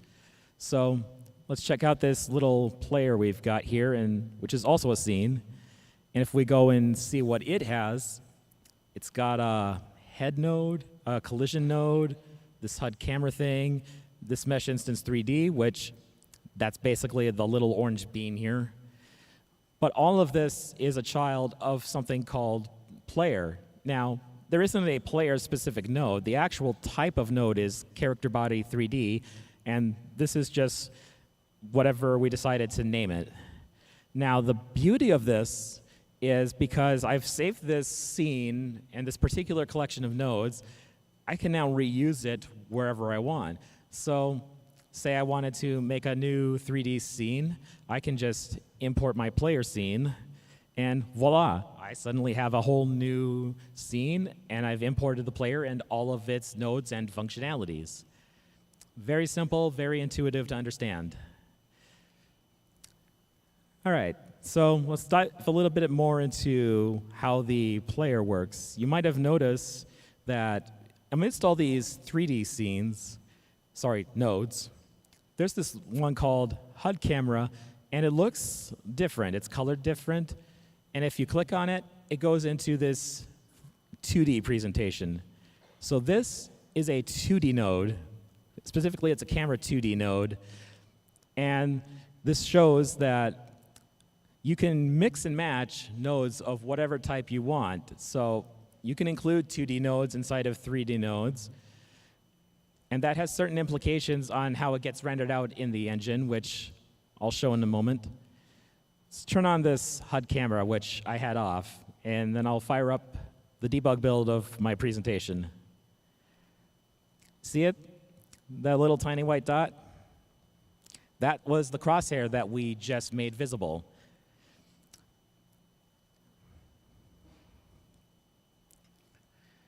All right, jumping back out into the main stage.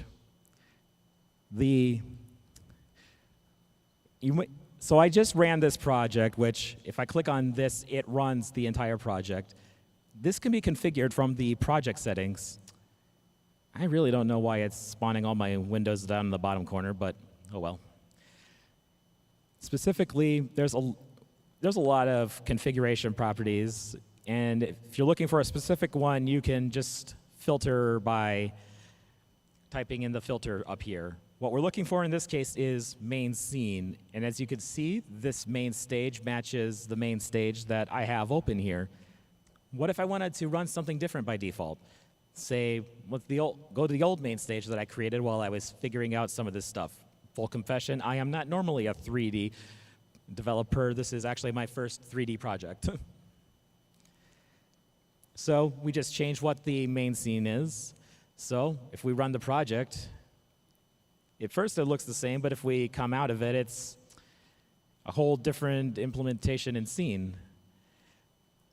Now, what if we just want to run an individual scene and not worry about having to fire up the entirety of your application or game? To do that, you can just run whatever the current scene is, and then it literally is just the same as if you fired up the regular game, but only for this particular scene, which is really neat for if you want to specifically work within a particular scene that you're trying to figure out.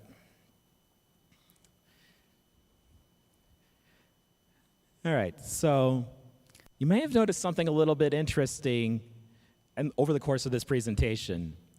I explained how control nodes worked, and obviously I'm presenting a 2D-ish presentation in a 3D space. How am I doing that exactly? That's being accomplished through the use of this sub-viewport node. And what what the sub-viewport does is it takes whatever child node is underneath it and it renders it to a texture. And then what I'm specifically doing in this case is going into this mesh instance 3D, providing a surface material override, and then setting that to a viewport texture, which is specified as this particular sub-viewport. Now, you can do a lot of interesting things with viewports, including the shenaniganry that I pulled with the presentation. Now, like I said, I'm not going to go in depth in how to set up a 3D scene in Godot. There are plenty of tutorials out there that do a much better job of this than I would be able to do in the context of a short presentation. But hopefully this at least gives you a little bit of an overview of how Godot works. Actually, sorry, I forgot to jump into this part entirely.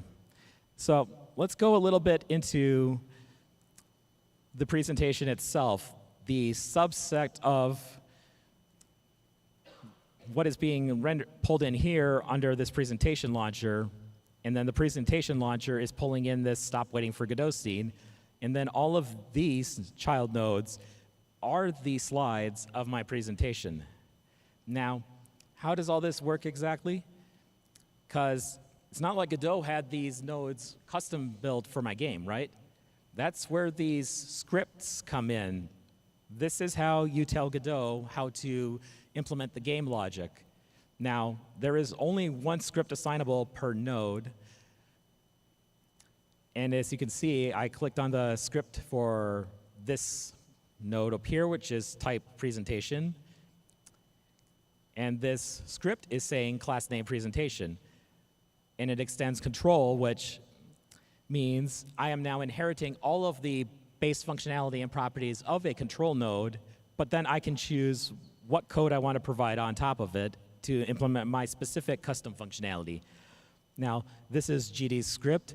As you can see, it's got a lot of indentation. That's Pythonic for those of you that are familiar with programming languages. Now, I'm not going to go over how all of this works. Ain't nobody got time for that. So what I'm going to choose to focus on instead is this function called next, which functionally, this is triggering the next slides and next parts of the slide. So in the presentation node itself, it's doing a quick check to make sure we actually have a current slide set. But if we do have one, we are calling the next function on it. So let's just dive into one of these slides and see what the next function is doing there. Now, all of these nodes are presentation slides, which also extend control.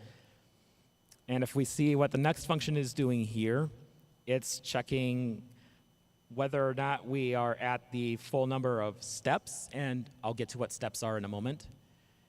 If we're not there yet, we set what the current step is, and then call next on the current step.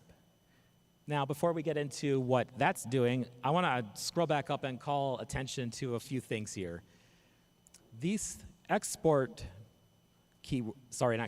annotations allow me to define properties that are then exposed to the actual editor interface and that I can then choose to work with and manipulate.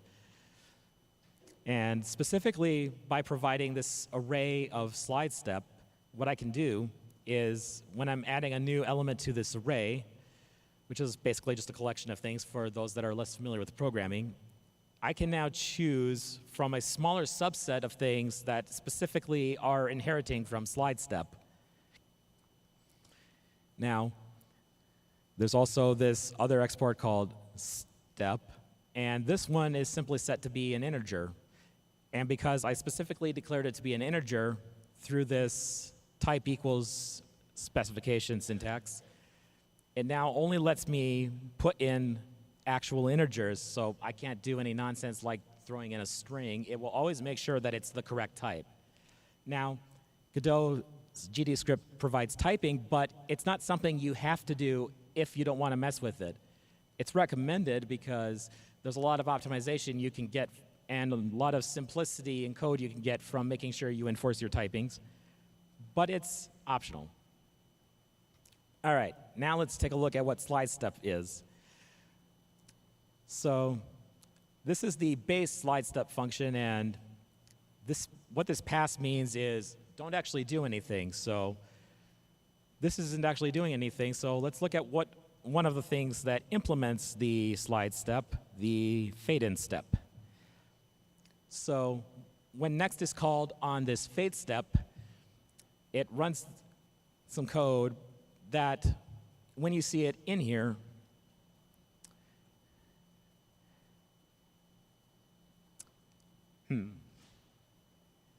seem to be having some technical difficulties all of a sudden.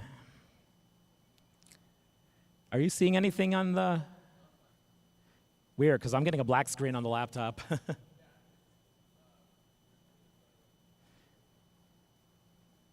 Okay, well.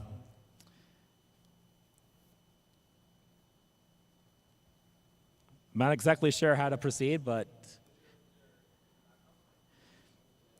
the laptop's on, I just have a black screen. Something weird seems to be going on because I can't back into the Windows interface. Oh no. All right, sorry folks. I think it's just back screen. It's your program itself. Yeah, this is literally the first time this has happened. Yeah, you soft lock your programming. Godot, ladies and gentlemen. Yeah, it's okay. It's a test bug. I don't know, Control-Delete or Control-Shift. Yeah, that's what I've been trying. All right, well, sorry folks. I'm going to try a full restart and see if that fixes it. Meanwhile, I'll see what I can talk about while that's happening. All right, so I swear this is the first time this has actually happened in the entirety of when I was testing all of this, so I apologize. But what I was going to get into before all that happened is all of the slide transitions and the mid-slide transitions that you were seeing were the function result of running that next function on the slide step. And because I extend the base slide step with a lot of child functionalities that then lets me control how I implement my transitions. So the one I was trying to show was fading in a particular node, but I also have slide steps that slide nodes from one position to another. And it was really easy for me to just create multiple slide steps and implement all of the transitions. Honestly, easier than if I would have tried to figure out how to make all that work in Google Slides or PowerPoint. So that is the power of Godot's node system. And actually, that reminds me, one of the things that I was going to get into is the slide step is not actually a node. So when I said everything is nodes and scenes in Godot, I was leaving out a little bit of something. The node is the base of most everything, but the node itself is inheriting from the root class of object, which resource also inherits from. And hopefully we can get into this soon so I can start actually showing all of this stuff. But what a resource is, basically, it's a base class, but then extending from resource is all kinds of things which include animations, sprites, videos. Basically, any kind of thing you would consider generally as a game asset is something that usually will be extended in Godot from a resource. And by defining it as a resource, that is what was allowing me to do an array type of it and then create individual resources of slide steps that then can be composed by the slides into the choreograph of transitions that I was showing.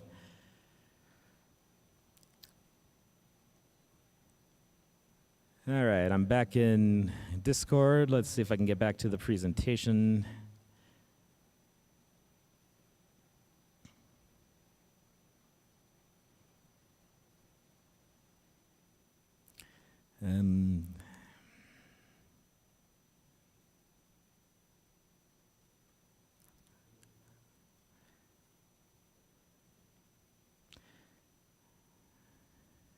To be All fair. right, there's the base presentation.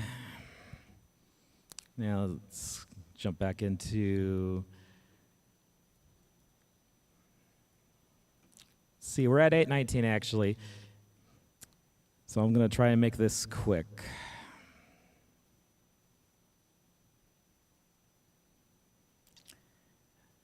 All right, getting back to Discord, jumping back into the event stage, sharing my screen. All right, can you see it?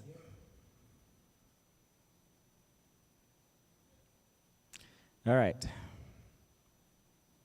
Well, my computer's still thinking about what it wants to do. There we go. All right, we live?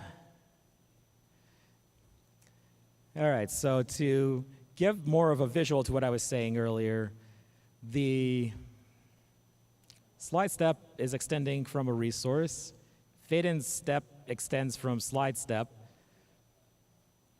And then when you call next on here, it's running the transition to fade this color from full opacity to 0 opacity, which is how I'm choosing to achieve a fade. Sorry, I had that backwards. Fade from 0 opacity to full opacity. And that's how I'm achieving the fade in effect for my transition.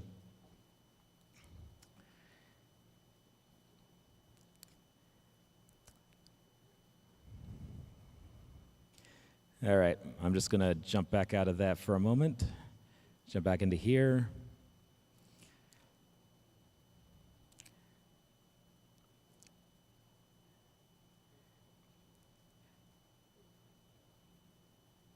Okay. Sorry, I had to get my thoughts back together a bit after getting thrown off. That was basically what I wanted to show from the Stop Waiting for Godot presentation.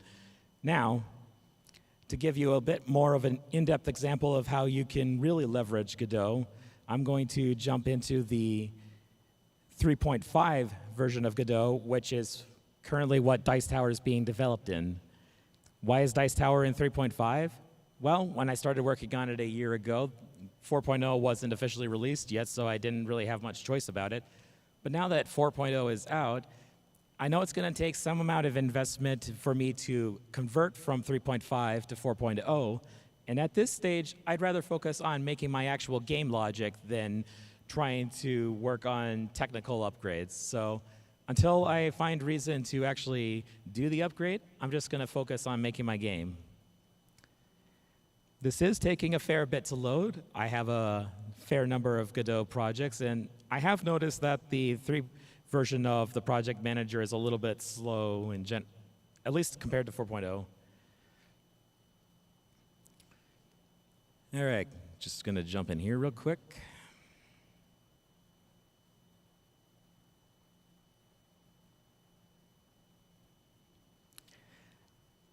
Yeah, I'm starting to wonder if what happened earlier is I just had too many things running at the same time, because I did have this in the background while I was doing all the other presentation stuff, so maybe the computer just couldn't take any more of it. And now you know that someone called Check is playing Satisfactory. Just close out of that real quick.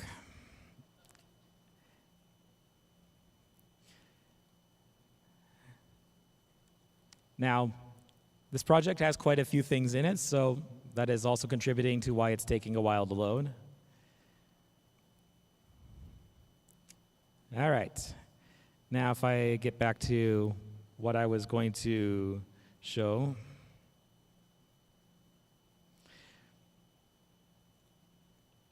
There we go. All right, so this is the player character. But before I dive into what specifically I'm doing in here, I'm going to play a little bit of Dice Tower and show you what that's about. Oh, Resource Cache Buster. So this is actually an example of a custom plugin that I developed to work around some issues that I was running into with Godot. So while I like Godot, I have run into a number of quirks with it, which I suspect would be true of any game engine that I did. This particular one seems to have to do with how Godot caches resources. Maybe I'm just doing something more complex with resources than what Godot likes. I've never been officially able to figure it out, why the problem is happening, but I've figured out a way to work around it, and that's what I am currently doing.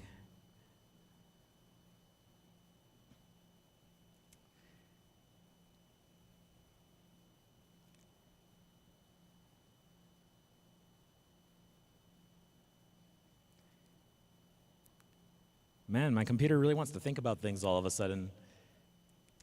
Again, I apologize for these technical difficulties. None of this happened when I was testing all of this prior to coming onto here. All right. All right. Then that's an example of it catching something that it wasn't supposed to be doing. So I'm going to go back in here and use the power of get to stop that change. Come back in here. All right. There we go. We're in business. Sorry, what was that? Oh, thank you. Yeah, totally forgot about that again. So I'm just going to quickly fire up a new game. Let's do it on hard, why not? Brief intro scene. I'm not going to linger on here. I'll just keep going. So what Dice Tower is a 2D side-scroller with pixel art. And the goal of Dice Tower is to advance through a variety of levels to get to the top of the Dice Tower. You see there's a countdown timer. For regular levels, you have a limited amount of time to complete them. You can go to a store, purchase new upgrades for your abilities, and that let me now air dash through the air. And if I come over here, there's a door that I can enter. This is going to give me access to one of the levels that I need to complete. I can preview what that looks like. And then we get to the meat of the game, which is choosing how many dice you want to roll, rolling them, and then that determines how much time you have to beat the level. So 19 seconds, I'm going to have to book it.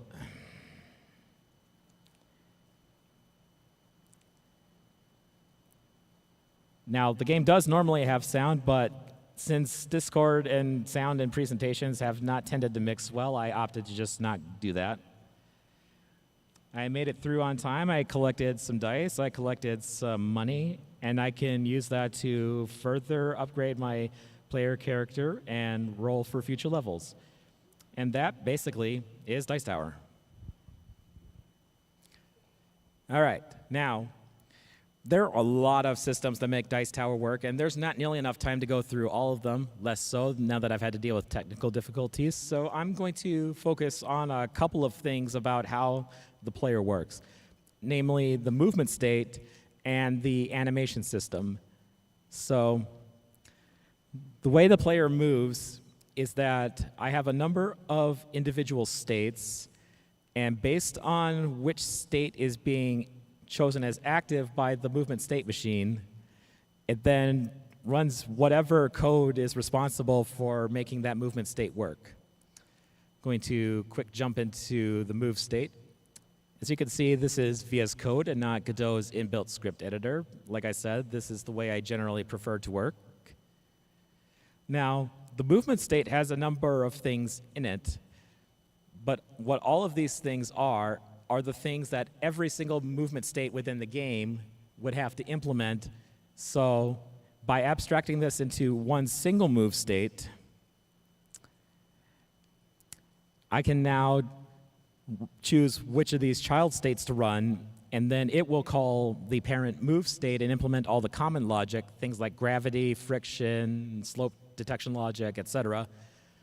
And it makes for much simpler child movement logic. This idle state, where the player is simply standing still, basically boils down to listening for player input, this thing, and then responding to it. I mean, you're standing still. There's not much going on there, really. Now, let's go take a look at what the run state looks like, which is basically the default movement for the game. You're not speeding up or anything.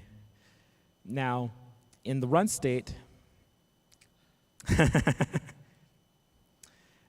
should have muted those as well. Anyway, so in the run state, it runs this function called physics process. Now, this particular function is being invoked every time Godot is processing a physics frame, which is once every 60 seconds, milliseconds by default, 60 milliseconds. Sorry, no, I'm doing my math wrong today. It is processing 60 times per second. I should have had more coffee. All right, anyway, this physics process function itself is not what's actually being called every second. That's being handled in the hierarchical state machine, which is running the actual virtual function that Godot is calling to trigger on every physics frame update.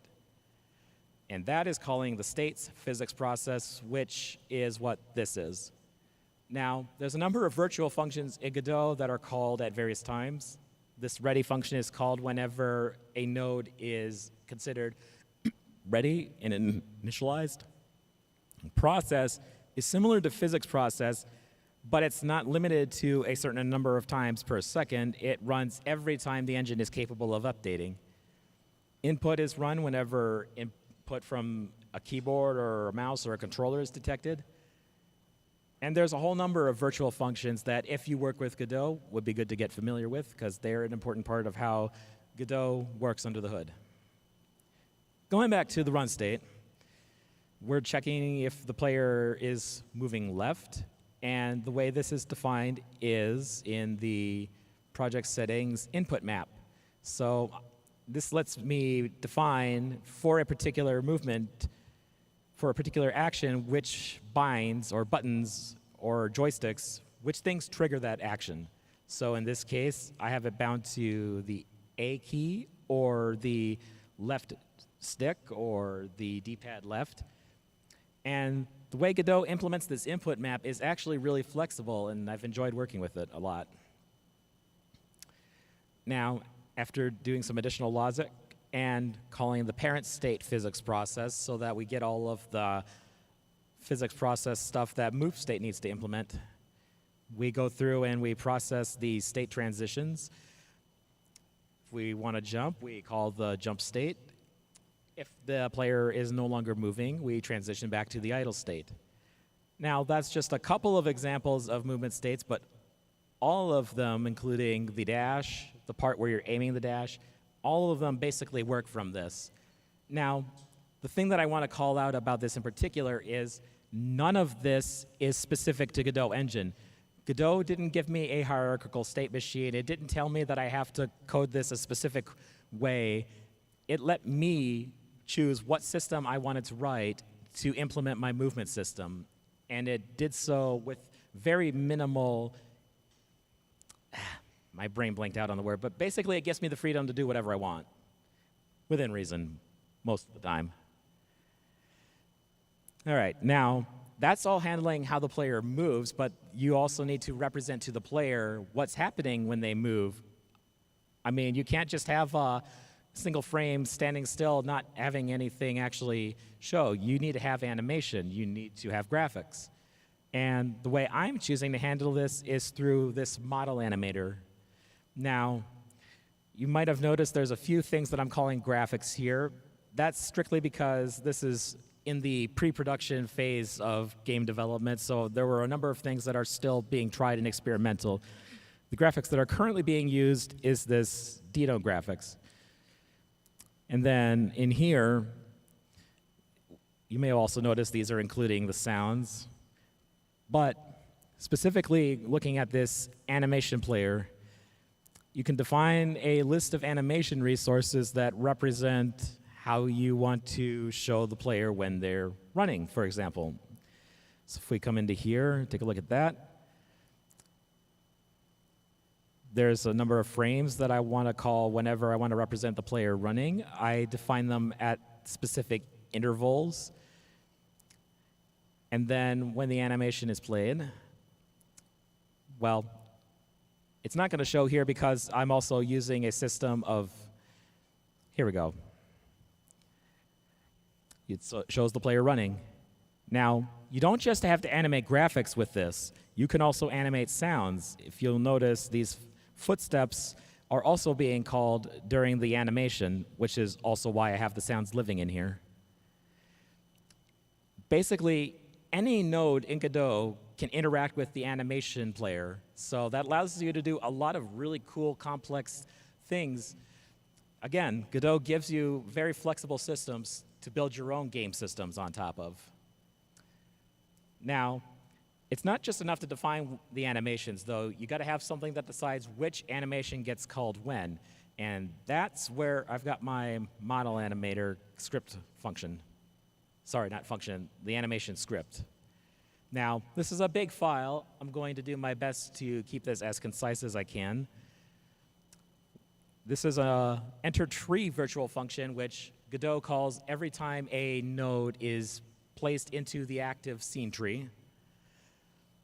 And what it's doing here is connecting to something called signals. Signals are Godot's way of letting your code emit notifications whenever something is happening that you want other parts of your code to respond to. In this particular case, we're connecting to the movement state machine's state entered signal, which is emitted every time a new state is loaded. And then this state physics process updated, which is emitted at the end of every physics tick for the state. So let's look at what those callback functions are.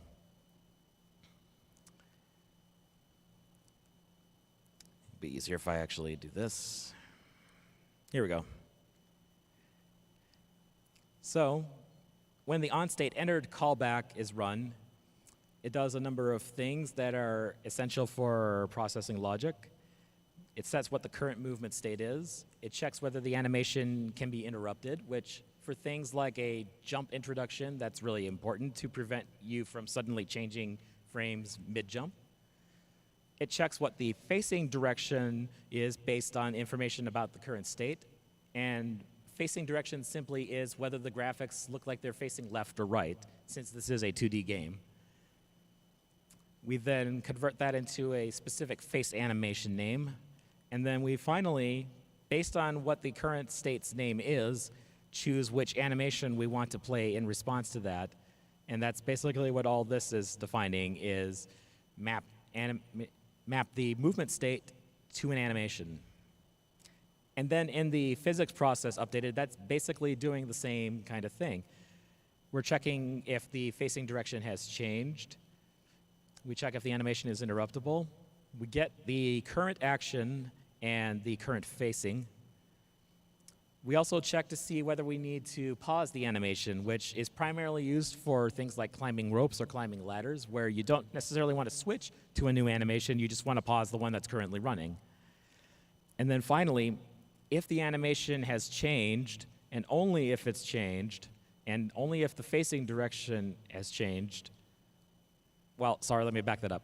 Basically, if the animation has changed in any way, whether it's the action or the facing, we then change which animation is playing. Otherwise, we let the current animation continue on going.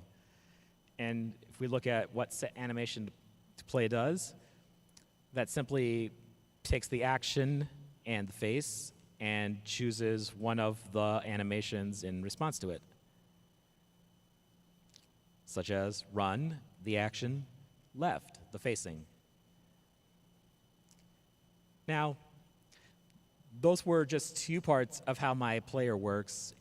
There's a lot of other stuff in here, and it's all very complex just to get a character running, moving, using abilities, collecting items. So I'm not going to go much further into Dice Tower works. I was hoping to get a little bit further, but we are a bit pressed for time. But hopefully this at least gives you a taste of the kind of complexity you can get into if you develop with Godot for a long enough period of time. All right. And now you're going to get to watch me scroll through a bunch of this because we had to restart the entire thing.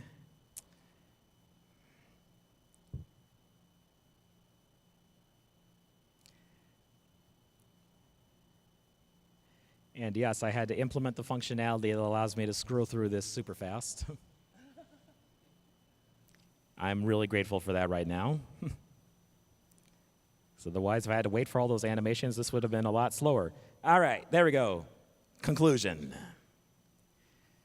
So, what was spoken of, Godot is a mature, growing game engine. It's been around for, I guess, 10 years now in open source form. It's easy to pick up. And then there are a number of resources available to learn how to master it. It is free and open source with protections in place against bad actors. And you can use it for making simple applications or complex games. And frankly, I love working with Godot. So stop waiting for Godot and try it for yourself. Thank you. Woo! Congratulations. Fantastic talk. Fantastic talk, Josh. The one thing I didn't check is if this microphone is going through Discord. But questions? Gosh, God, unbelievable. What? This. While we're waiting for questions, one thing I will highlight is the GitHub link in there. That is to this presentation. So if you want to download it and dig into how it works, feel free. Okay, how's that? Is it better? All right, we got it. I'm learning how loopback works. But questions in the audience, please raise your hand. Oh, I got some over here. Cool. Hello? I have a very important question. What is the mascot, like the logo of? It is supposed to be a robot. Okay, and how do you pronounce the name? I pronounce it Godot. There are many You don't see a problem with pronunciations. that? Sorry? You know, it's not robot, right? It's robot. I mean, there's actually But- a very interesting thread about the origins of Godot or Godot or Godot or whatever the pronunciation is. The people that are responsible for the name have chosen to allow all of these pronunciations as acceptable. So I like Godot. That's how I pronounce it. Other people pronounce it differently, and you eventually just get used to it. No further questions.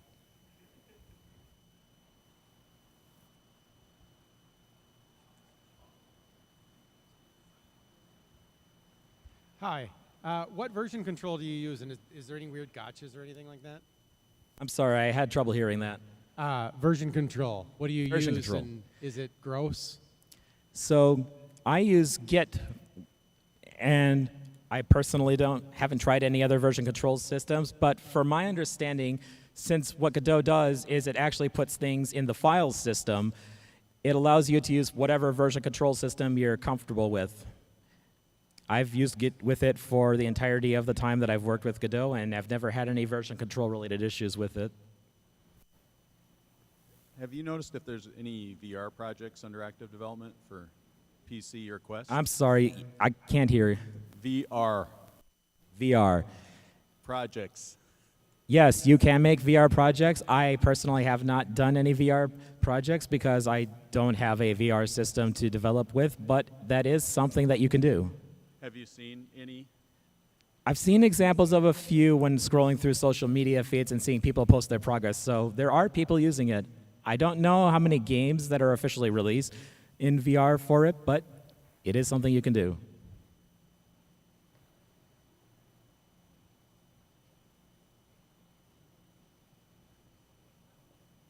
All right. With no other questions, I think my Any from the chat? Oh, my only yeah, chat. Good question. Let's see. No questions from the chat. Just want to say a big thank you to. We got a thank you to Josh. Thank you for the presentation. A round of applause, if you would, please.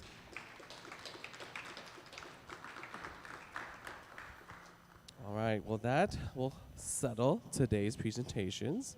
We will decide on where we'd like to go for the after meeting dinner, if that is still people. Are people interested in going to dinner afterwards? Question mark. Raise your hands. People still going? Yes, no.